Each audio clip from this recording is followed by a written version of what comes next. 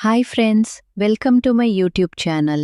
இந்த மாதிரி அற்புதமான கதைகளை நீங்கள் முதல் முறையாக கேட்க வந்திருந்தால் தயவு செய்து எங்கள் சேனலை சப்ஸ்கிரைப் பண்ணி பக்கத்தில் இருக்கும் பெல் ஐகானை கிளிக் பண்ண மறந்துடாதீர்கள். உங்கள் அனைவரின் ஆதரவும் தான் எங்களுக்கு முக்கியம். என் பெயர் வைஷு. எனக்கு திருமண வயது வந்ததும் என் வீட்டில் பார்த்த மாப்பிள்ளையைத்தான் நான் கல்யாணம் செய்து கொண்டேன். எனக்கு 2 அத்தைகள். அதில் பெரிய அத்தையின் மகன் திலீப். அவரைத்தான் நான் மணந்தேன். மற்றொரு அத்தையின் மகன் கார்த்திக். அவன் இன்னும் பள்ளி படிப்பில் இருக்கிறான். ஆனால் அவன் ஒரு சுட்டி பையன். எங்கள் திருமணம் மிகவும் கோலாகலமாக நடந்தேறியது. வீட்டில் முதலிரவு ஏற்பாடுகள் மிகவும் பரபரப்பாக நடந்து கொண்டிருந்தன. நானும் என் கற்பனைகளில் மிதந்து கொண்டிருந்தேன். கிட்டத்தட்ட இரவு 10 மணி ஆனதும் என்னை அலங்காரம் செய்து மாப்பிள்ளைக்காக காத்திருக்க அந்த ரூமிற்கு அனுப்பி வைத்தனர். நான் ஏகப்பட்ட கற்பனைகளுடன், ஆனால் கொஞ்சம் வெட்கத்துடன், கையில் பால் சொம்புடன் ரூமிற்குள் நுழைந்தேன். ரூமில் மெத்தையில் அமர்ந்திருந்த மாப்பிள்ளையின் முகத்தில் காதல் மயக்கம் தாண்டவமாடியது. இன்று இரவு மட்டும் நான் மயக்கமடையக்கூடாது என்று என் மனம் கடவுளை வேண்டியது. என் கணவர் திலீப், வா என் பக்கத்தில் உட்காரு என்று அழைத்தார். பின்னர், என்னை உனக்கு பிடித்திருக்கிறதா என்று இனிமையாக கேட்டார். நான் வெட்கத்தில் சிரித்துக்கொண்டே என் கையில் இருந்த பாலை அவரிடம் நீட்டினேன். அவர் சிரித்த முகத்துடன், இந்த நேரம் பால் குடிக்கும் நேரம்தான், ஆனால் என்று சொல்லி பால் சொம்பை கீழே வைத்துவிட்டு என் கையை பிடித்து முத்தம் கொடுத்தார். அந்த முத்தத்தில் நான் மெய்மறந்து போனேன். என் முகம் சிவந்தது. நாங்கள் அனைத்து முத்தங்களில் ஆழ்ந்தோம். சற்று நேரத்தில் அவர் ஓய்வு எடுக்க, நான் உறங்க மனமில்லாமல் அந்த நேரத்தில் ஒரு அதிர்ச்சி எனக்கு காத்திருந்தது. திடீரென்று யாரோ என் வாயை மூடினார்கள். நன்றாக இருட்டில் நான் பார்த்தபோது அவர் என் கணவர் திலீப் இல்லை என்ற உண்மை என்னை அதிர்ச்சியில் ஆழ்த்தியது. இது யாராக இருக்கும்? என்ன நடக்கிறது என்று யோசித்தபடி இருந்தேன். கொஞ்சமும் இரக்கமில்லாமல் அந்த மனிதர். அடுத்து நடந்தது என் மனதை குழப்பியது. அதிகாலை 5 மணிக்கு நான் குளித்துவிட்டு கடவுளை வணங்கிக் கொண்டிருந்தேன். அப்போது அத்தை என்னிடம் வந்து, உனக்கு நடந்த விஷயம் அனைத்தும் எனக்கு தெரியும் என்றார். நான் அதிர்ச்சியில் உறைந்து போய், என்னது அத்தை, அது என்ன விஷயம் என்று கேட்டேன். அதை சரி என்று வைத்துக்கொள், இப்போது அவனை எழுப்பி காஃபி கொடு என்றார். எனக்கு ஒன்றுமே புரியவில்லை. அத்தைக்கு எப்படி இது தெரியும்? அவருக்கு எல்லாம் தெரிந்து விட்டதா? இல்லை வேறு ஏதாவது காரணமா? குழப்பத்துடன் நான் ரூமிற்கு சென்றேன். அங்கு திலீப் என் கையை பிடித்து இழுத்தார். நான் அப்புறம், நீங்கள் முதலில் காஃபி சாப்பிடுங்கள் என்று சொல்லி அவரிடமிருந்து விலகி சமையலறைக்கு சென்றேன். என் மனம் முழுவதும் அந்த இரவு நடந்த சம்பவமும் அத்தையின் வார்த்தைகளுமாக சுழன்று கொண்டிருந்தது. இந்த குழப்பத்திற்கு மத்தியில் நான் எப்படி அனைவருக்கும் காலை உணவு பரிமாறினேன் என்று எனக்கே தெரியவில்லை. ஆனால் மறுபுறம் நடந்ததுதான். அத்தை ஏன் இப்படி சொன்னார்? அந்த இருட்டில் வந்தவர் யார்? இவ்வளவு கேள்விகளுக்கு மத்தியில் என் வாழ்க்கை எங்கு போகிறது? இந்த குழப்பமான இரவுக்கு பிறகு எனக்கு காத்திருக்கும் அடுத்த அதிர்ச்சி என்னவாக இருக்கும் என்று இப்போது பார்ப்போம். காலை உணவு முடிந்ததும் என் கணவர் திலீப் வெளியே சென்று விட்டார். நான் சமையலறையில் மதிய உணவிற்கான ஏற்பாடுகளை செய்து கொண்டிருந்த போது என் அத்தை, வயசு ரூமை சுத்தம் செய்துவிட்டு மதிய உணவிற்கு தயாராகு என்றார். அந்த நேரம் பார்த்து எங்கள் வீட்டிற்கு என் சின்ன அத்தையும் அவரது மகன் கார்த்திக்கும் வந்தார்கள். சின்ன அத்தை என்னை பார்த்ததும், என்ன மருமகளே, எப்படி இருக்கிறாய்? மாப்பிள்ள, அதான் என் பையன், உன்னை எப்படி பார்த்துக்கிறான் என்று கேட்டு விசாரிக்க ஆரம்பித்தார். கார்த்திக் என்னை பார்த்து, அத்தாச்சி எப்படி இருக்கீங்க என்றான். நான் சிரித்துக்கொண்டு பதில் சொன்னேன். ஆனால் அந்த சிரிப்பில் ஒரு வேதனை மறைந்திருந்தது. ஏனென்றால் நேற்று இரவு நடந்தது என் மனதை அலைக்கழித்து கொண்டிருந்தது. நான் சமையலறைக்குச் செல்ல என் சின்ன அத்தையும் என்னுடன் வந்தார். அவர் எனக்கு உதவியாக இருந்தார். அப்போது அவர் மெதுவாக என்னிடம், என்னம்மா, நேத்து சந்தோஷமா இருந்தியா என்று கேட்டார். நான் வெட்கத்தில் சிரித்து, போங்க அத்த என்றேன். உடனே அவர் தன் கையில் இருந்த மல்லிகைப் பூவை என் தலையில் வைத்து, நீ என்றும் சந்தோஷமாக இருக்க வேண்டும், நீயும் எனது மருமகள்தான் என்று ஆசீர்வதித்தார். அந்த வார்த்தைகள் எனக்கு மிகவும் மகிழ்ச்சியை தந்தன. அப்போது அவருக்கு ஃபோன் வந்தது. அவர் ஃபோனில் பேசுவதற்காக மாடிக்குச் சென்று விட்டார். நான் தொடர்ந்து சமைத்துக் கொண்டிருந்தேன். திடீரென்று என் கண்ணில் ஏதோ பட்டது. நான் கண்களை மூடிக்கொண்டேன். அடுத்த நொடி கார்த்திக் ஓடி வந்து என் கண்ணை ஊதினான். அப்போது அங்கு வந்த என் பெரிய அத்தை, "கார்த்திக், என்ன செய்து கொண்டிருக்கிறாய்? இது உன் அத்தாச்சி அல்ல, இப்போது உன் அண்ணன் மனைவி" என்று கண்டித்தார். நான் சுதாரித்துக் கொண்டு, "அது ஒன்றுமில்லை, என் கண்ணில் தூசி விழுந்தது, அவன் ஊதினான்" என்றேன். ஆனால் என் அத்தையோ மிகவும் கடுமையாக பேசினார். "இதெல்லாம் கொஞ்சமும் சரியில்லை. நானும் கவனிச்சுக்கிட்டு தான் இருக்கேன். நீ நடந்து கொள்வது சரியில்லை. இதை உன் அண்ணன் கவனிச்சானா உனக்கு என்ன ஆகும்னு தெரியுமா?" என்று கேட்டார். கார்த்திக் கவலையுடன் அந்த இடத்தை விட்டு சென்று விட்டான். நான் அவன் பின்னால் சென்று, "கார்த்திக், கவலைப்படாதே. உன் பெரியம்மா அப்படித்தான் சொல்வார். அவங்க நல்லவங்க. அவங்க சொல்வதை எதுவும் மனதில் வைத்து கொள்ளாதே" என்று ஆறுதல் சொன்னேன். "சரி வா, சாப்பிட்டுவிட்டு மாடியில் பேசலாம்" என்றேன். அவனும் சம்மதித்தான். மதிய உணவு முடிந்ததும் என் சின்ன அத்தையும் கார்த்திக்கும் ஊருக்கு சென்று விட்டார்கள். ஆனால் அந்த காட்சி என் மனதில் பதிந்துவிட்டது. அத்தை ஏன் இப்படி கோபப்படுகிறார்? கார்த்திக் சும்மா உதவி செய்தான். இதில் தவறு என்ன? அதுவும் அந்த அளவுக்கு கோபப்படுவதா? இந்த கேள்விகள் என் மனதில் ஓடிக்கொண்டே இருந்தன. நாட்கள் செல்லச் செல்ல இந்த பிரச்சனை மேலும் மேலும் வளரப்போகிறா? இல்லை, எல்லாம் சரியாகிவிடுமா? என் மனதிற்கு ஒரு பதில் கிடைக்கவில்லை. ஆனால் இதுதான் ஆரம்பம் மட்டுமே. அடுத்து என்ன நடக்கும் என்று பார்ப்போம். சில மாதங்கள் கடந்தன. நாங்கள் எங்கள் குடும்பத்துடன் ஒரு சுற்றுலா செல்ல திட்டமிட்டோம். எல்லோரும் மகிழ்ச்சியுடன் புறப்பட்டோம். அந்த இடத்தில் அனைவரும் சுற்றி பார்த்து கொண்டிருந்தோம். ஆனால் என்னால் அதிக நேரம் நடக்க முடியவில்லை. நான் சோர்வாக இருந்ததால், "நான் இங்கேயே அமர்ந்திருக்கிறேன்" என்று சொல்லிவிட்டு ஒரு இடத்தில் உட்கார்ந்தேன். மற்றவர்கள் சுற்றி பார்க்க சென்றனர். சுமார் 1 மணி நேரம் கழித்து என் கணவர் திலீப், "அம்மாவின் செல்போன் சார்ஜ் அங்கே உள்ளது, அதை எடுத்துக்கொண்டு வா" என்றார். நானும் அந்த பக்கம் சென்றேன். நான் வருவதை கவனிக்காத என் அத்தை யாரோ ஒருவரிடம் ஃபோனில் பேசிக் கொண்டிருந்தார். நான் மறைந்திருந்து அவர் பேசுவதை கவனித்தேன். அவர் சொன்ன வார்த்தைகள் என்னை அதிர்ச்சிக்குள்ளாக்கியது. "என் மருமகளின் நடவடிக்கை சரியில்லை.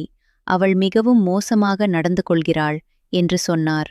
அதோடு அவர் மேலும் சொன்னார், "முதலிரவு அன்றே யாரோ ஒருவரை ரூமில் வைத்திருந்து என் மகனை ஏமாற்றி அவளை ரூமில் இருந்து வெளியில் அனுப்பியதை என் கண்ணால பார்த்தேன். இருட்டில் அது யாரென்று எனக்கு தெரியவில்லை. ஆனால் அவன் தோற்றம் எங்கேயோ பார்த்த மாதிரி இருந்தது." இதை கேட்டதும் என் உடல் நடுங்கியது. அத்தை இதுவரை இந்த விஷயத்தை யாரிடமும் சொல்லாமல் மறைத்து வைத்திருந்தாரா? இது மட்டுமல்ல, சமீபத்தில் என் தங்கையும் அவள் மகனும் என் வீட்டிற்கு வந்திருந்தார்கள். அப்போது கார்த்திக் என் மருமகளை கன்னத்தில் முத்தம் கொடுப்பதை நான் பார்த்தேன். நான் கேட்டபோது அதெல்லாம் ஒன்றுமில்லை என்று சொல்லிவிட்டு கிளம்பிவிட்டார்கள் என்றும் சொன்னார். இதையெல்லாம் கேட்ட எனக்கு ஒன்றுமே புரியவில்லை. என் மனம் முழுவதும் குழப்பமாக இருந்தது. நான் உடனே அங்கிருந்து நகர்ந்தேன். சற்று நேரத்தில் என் கணவர் திலீப் எங்களிடம் வந்தார். "என்ன பேசிக் கொண்டிருக்கிறீர்கள்?" என்று கேட்டார். உடனே என் அத்தை தான் ஃபோனில் பேசிய அனைத்து விஷயங்களையும் திலீப்பிடம் சொல்ல ஆரம்பித்தார். என் கணவர் ஆத்திரமடைந்தார். "ஏன் இதையெல்லாம் என்னிடம் மறைத்தீர்கள்? நீங்கள் சொல்வது உண்மையா?" என்று கோபமாக கேட்டார். என் அத்தை அழுது கொண்டே, "உன் வாழ்க்கை இப்படி பாலாகிவிட்டதே" என்று புலம்பினார். நான் உடனே குறுக்கிட்டேன். "அத்தை, ஒன்றும் நடக்கவில்லை. நீங்கள் வீண் கற்பனை செய்து கொண்டிருக்கிறீர்கள். எனக்கு முதலிரவு அன்று கண்ணில் தூசி விழுந்தது. கார்த்திக் அதை ஊதி எடுத்தான். நான் அவனை தள்ளிவிட்டேன். அதை நீங்கள் தவறாக புரிந்து கொண்டீர்கள். முதலிரவு அன்று திலீப் என் பக்கத்தில்தான் இருந்தார்" என்று விளக்கினேன். என் கணவர் என் அத்தையிடம், "அம்மா, நீங்கள் உளராதீர்கள். முதலிரவு அன்று நான் அவள் பக்கத்தில் இருந்தேன். அப்படி எதுவும் நடக்கவில்லை. ஏன் அவள் மீது உங்களுக்கு இவ்வளவு கோபம்?" என்று கேட்டார். உடனே என் கணவர் என்னையும் என் அத்தையையும் அழைத்து கொண்டு வீட்டிற்கு புறப்பட்டோம். வீட்டிற்கு வந்ததும், எனக்கு சிறிது வேலை உள்ளது, நான் வெளியில் சென்று வருகிறேன் என்று சொல்லிவிட்டு சென்றுவிட்டார். நான் வேகமாக என் ரூமுக்கு சென்று கதவை சாத்திக் கொண்டேன். படுக்கையில் படுத்துக்கொண்டு அந்த முதலிரவு நடந்ததை மீண்டும் யோசித்தேன். அந்த மனிதர் என் கணவரைப் போல இல்லாமல் ஏன் இவ்வளவு வித்தியாசமாக நடந்து கொண்டார்? அந்த இருட்டில் வந்தவர் உண்மையில் யார்? இந்த கேள்விகள் என்னை வாட்டியது. நான் ரூமில் உட்கார்ந்து கொண்டிருக்கும்போது கதவு தட்டும் சத்தம் கேட்டது. நான் எழுந்து கதவை திறந்தேன். திலீப் வாசலில் நின்றார். என்ன, நன்றாக உறங்கிவிட்டாயா என்று கேட்டார். நான் ஆம், சற்றுதான் விழித்தேன் என்று பொய் சொன்னேன். என் மனதில் ஒரு பயம் இருந்தது. அத்தை சொன்னதையெல்லாம் திலீப் கேட்டிருப்பார். இப்போது அவர் என்னிடம் அதை பற்றி கேட்பாரா? ஆனால் அவர் அதை பற்றி ஒன்றுமே கேட்கவில்லை. அவர் என் மீது முழு நம்பிக்கை வைத்திருந்தார். அது எனக்கு ஒரு ஆறுதலாக இருந்தது. ஆனாலும் அந்த இரவில் நடந்தது உண்மையில் என்ன? நான் யோசித்துக் கொண்டே இருந்தேன். சில நாட்களுக்குப் பிறகு என் அத்தை மாமாவிற்கு உடல்நிலை சரியில்லாமல் போனது. என் கணவரை அத்தை தொடர்பு கொண்டு, திலீப், எனக்கு உடல்நிலை சரியில்லை, நீ எங்களை பார்க்க வரவில்லையே, ஏன்? எங்கள் மீது உனக்கு பாசம் இல்லையா என்று கேட்டார். திலீப் உடனே, இல்லை அம்மா, நான் வந்து பார்க்கிறேன் என்று சொல்லிவிட்டு வாரத்தில் ஒரு முறை அவர்களை பார்க்க செல்ல ஆரம்பித்தார். நானும் அவர்களுடன் பேசி சமாதானமாக இருக்க முயன்றேன். ஒரு நாள் அத்தை என் கணவர் இல்லாத நேரத்தில் என்னிடம் மிகவும் கம்பீரமாக ஒரு கேள்வி கேட்டார். எனக்கு ஒரு உண்மையை நீ சொல்ல வேண்டும். நீயும் என் பிள்ளை போலதான். ஒரு தாய் தன் மகனிடம் கேட்கக்கூடாத கேள்வியை நான் உன்னிடம் கேட்கிறேன் என்று ஆரம்பித்தார். அந்த நேரத்தில்தான் திலீப் அங்கு வந்தார். நான் ஒரு முடிவு எடுத்தேன். இனி இதை நிறுத்த வேண்டும். நடந்த அனைத்தையும் சொல்லிவிட வேண்டும் என்று முடிவு செய்தேன். நான் இந்த விஷயத்தை சொல்லும்போது நீங்கள் யாரும் கோபப்படக்கூடாது, யாரையும் தண்டிக்கவும் கூடாது. இது தற்செயலாக நடந்த ஒரு விஷயம். இதை பெரிதாக எடுத்துக்கொள்ளக்கூடாது என்று முன்னுரை கொடுத்தேன். ஆனால் என் கணவருக்கும் அத்தைக்கும் கோபம் வந்தது. என்ன நடந்தது, சொல் என்று இருவரும் ஒருமித்து கேட்டனர். நான் ஆழ்ந்த மூச்சை எடுத்துக்கொண்டேன். சரி, இனி இதை சொல்லித்தான் ஆக வேண்டும். அந்த முதலிரவு அன்று நான் ரூமில் இருந்தபோது யாரோ என் வாயை மூடினார்கள். இருட்டில் நான் பார்த்தபோது அது என் கணவர் இல்லை. நான் பயந்து போய், யார் நீ என்று கேட்டேன். அந்த நபர் தன்னை கார்த்திக் என்று அறிமுகப்படுத்தினான். நான் அதிர்ச்சி அடைந்தேன். இந்த நேரத்தில் இங்கு உனக்கு என்ன வேலை என்று கோபமாக கேட்டேன். கார்த்திக் சொன்னான், அத்தாச்சி, இன்றுடன் நீங்கள் என் அண்ணி ஆகிறீர்கள். அதனால் உங்களுக்கு ஒரு சர்ப்ரைஸ் கொடுக்க நினைத்தேன். நான் அவனை உடனே வெளியே அனுப்பினேன். இதுதான் உண்மை. இதற்கு மேல் எதுவும் நடக்கவில்லை என்று சொல்லி முடித்தேன். என் வார்த்தைகளை கேட்டதும் என் அத்தை என்னை கட்டிப்பிடித்து அழுதார். நீ என் மருமகள் அல்ல, என் மகள். நீ ஒரு தாயிடம் எப்படி சொல்லியிருப்பாயோ அப்படித்தான் சொல்லியிருக்கிறாய். நான் உன்னை தவறாக நினைத்தது தவறுதான். ஆனால் என் மகனின் வாழ்க்கை கேள்விக்குறியாகிவிடக் கூடாது என்பதற்காகவே நான் சந்தேகப்பட்டேன். என்னை மன்னித்துவிடு. இனி உங்கள் இருவரும் வீட்டிற்கு வந்துவிடுங்கள் என்றார். நான் அழுது கொண்டே, இல்லை அத்தை, நாங்கள் இங்கேயே இருந்து கொள்கிறோம். உங்களை நாங்கள் பார்த்து கொள்கிறோம் என்றேன். அருகில் இருந்த திலீப், பார்த்தீர்களா அம்மா, என் மனைவி எப்படி நடந்து கொள்கிறார்? நீங்கள் சொன்னதை நான் உண்மை என்று நினைத்திருந்தால் எங்கள் வாழ்க்கை என்ன ஆகியிருக்கும் என்று கேட்டார். அத்தை ஒப்புக்கொண்டார். ஆம், எங்கள் மீது தவறு உள்ளது. இன்று என் குழப்பம் தீர்ந்துவிட்டது. உங்கள் வாழ்க்கை இனிதாக மாற நான் வாழ்த்துகிறேன் என்று கூறி சிரித்தார். நாங்கள் அனைவரும் சமாதானம் ஆனோம். அத்தை என்னிடம், மருமகளே, உங்களுக்கு கல்யாணம் முடிந்து 1 வருடமாகிறது. இப்போது நீ எப்போது என் பேரனை கொடுக்கப் போகிறாய் என்று கேட்டு சிரித்தார். நான் வெட்கத்தில் சிரித்துக்கொண்டே, அதை என்னிடம் கேட்காதீர்கள், உங்கள் மகனிடம் கேளுங்கள் என்று சொல்லிவிட்டு அந்த இடத்தை விட்டு விலகினேன். நான் பூஜை அறைக்குள் சென்றேன். கடவுளின் முன் நின்று பிரார்த்தனை செய்தேன். இனி எங்கள் வாழ்க்கை நல்லபடியாக செல்ல வேண்டும். உங்கள் அருள் எங்களுக்கு வேண்டும். எங்கள் குடும்ப பிரச்சனையை தீர்த்து விட்டீர்கள். இந்த நாளை நாங்கள் மறக்க மாட்டோம் என்று வேண்டிக் கொண்டேன். குங்குமம் எடுத்து எனது கணவருக்கும் அத்தைக்கும் மாமாவிற்கும் கொடுத்தேன். அவர்கள் அதை வாங்கி ஆசிர்வதித்தார்கள். நான் திரும்பி வந்து உட்கார்ந்தேன். என் மனதில் ஒரு நிம்மதி குடிகொண்டது. இத்தனை நாட்களாக என்னை வாட்டிய குழப்பமும் பயமும் இப்போது முற்றிலும் மறைந்துவிட்டன. நான் தவறு எதுவும் செய்யவில்லை என்பதை அத்தை ஒப்புக்கொண்டார். கார்த்திக் செய்தது தவறுதான். ஆனால் அவன் ஒரு சிறுவன். அவன் மனதில் என்ன இருந்ததோ அதை அவன் அப்படித்தான் வெளிப்படுத்தினான். ஆனால் அது தவறு என்பதை நான் அவனுக்கு புரிய வைத்துவிட்டேன்.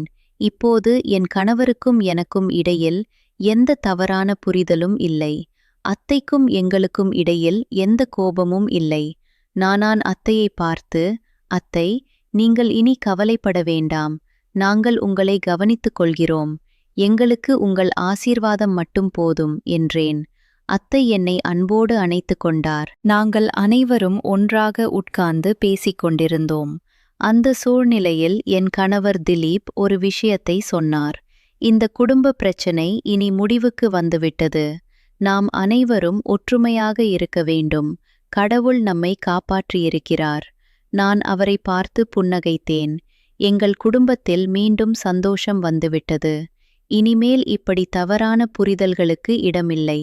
நானும் என் கணவரும் பெரியவர்களின் ஆசீர்வாதத்துடன் எங்கள் புது வாழ்க்கையை தொடங்குகிறோம். இது ஒரு புதிய ஆரம்பம். இப்படி எங்கள் குடும்பத்தில் நடந்த சுவாரஸ்யமான சம்பவங்களை இப்போது நீங்கள் அறிந்து கொண்டீர்கள். இதுபோன்ற உண்மை சம்பவங்கள், குடும்ப பிணைப்புகள் மற்றும் உணர்வுபூர்வமான திருப்பங்கள் நிறைந்த கதைகளை தொடர்ந்து கேட்க எங்கள் சேனலை சப்ஸ்கிரைப் பண்ண மறந்திடாதீர்கள். உங்கள் கருத்துக்களை கமெண்டில் சொல்லுங்கள். அடுத்த கதையில் மீண்டும் சந்திப்போம். தேங்க்ஸ் ஃபார் வாட்சிங். காலை வேளை சூரியன் உதயமானது போல என் வாழ்க்கையிலும் ஒரு புதிய விடியல். கடந்த சில மாதங்களாக எனக்குள் இருந்த பயம், கவலை, குழப்பம் அனைத்தும் ஒரு கணத்தில் மறைந்துவிட்டது. நான் மிகவும் இலகுவாக உணர்ந்தேன். அத்தைக்கும் எனக்கும் இடையில் இப்போது ஒரு புதிய புரிதல். அது ஒரு தாய் மகள் உறவு போல மாறியுள்ளது.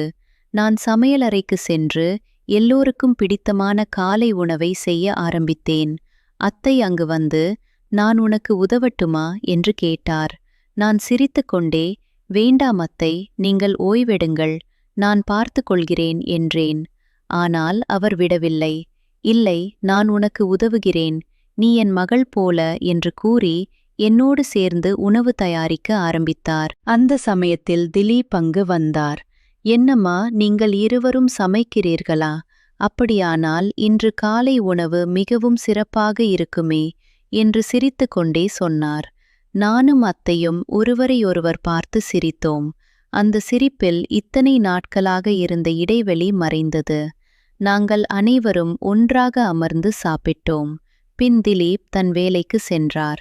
நானும் அத்தையும் வீட்டு வேலைகளை செய்ய ஆரம்பித்தோம்.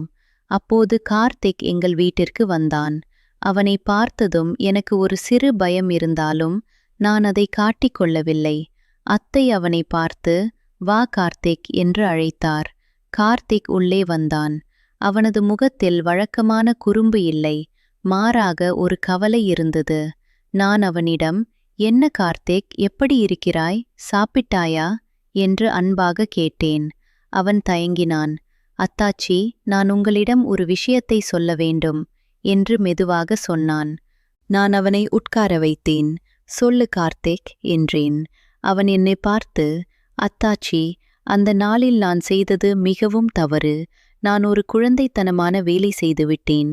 உங்களுக்கும் அண்ணனுக்கும் இடையில் பிரச்சனை வரக்கூடாது என்பதற்காகத்தான் நான் வந்து சொல்கிறேன். என்னை மன்னிச்சிருங்க என்று கண் கலங்கினான். அத்தை அதிர்ச்சியுடன் அவனை பார்த்தார். நான் கார்த்திக்கின் தலையில் கை வைத்து, கார்த்திக், நான் உன்னை மன்னித்து விட்டேன். நீ சிறுவன், இது நடந்தது தவறுதான். ஆனால் அதற்கான பாடத்தை நீ கற்றுக்கொண்டாய். இனிமேல் இப்படி செய்யாதே என்றேன். அத்தை என்னை பார்த்து, நீ மிகவும் பெரிய மனசு, என் மகனை மன்னித்து விட்டாய், நான் உன்னை பெருமைப்படுகிறேன் என்றார். அந்த தருணம் எங்கள் குடும்பத்தில் ஒரு புதிய ஒற்றுமை உருவானது. நாங்கள் அனைவரும் அமர்ந்து பேசினோம்.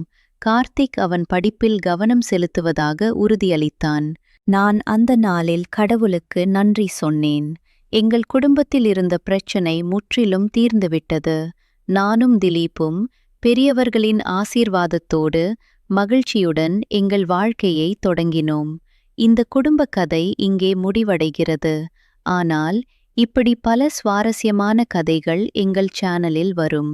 எனவே இந்த சேனலை சப்ஸ்கிரைப் பண்ணி பெல் ஐகானை அழுத்தி அனைத்து கதைகளையும் முதலில் பாருங்கள். உங்கள் கருத்துக்களை கமெண்டில் பகிருங்கள். நன்றி.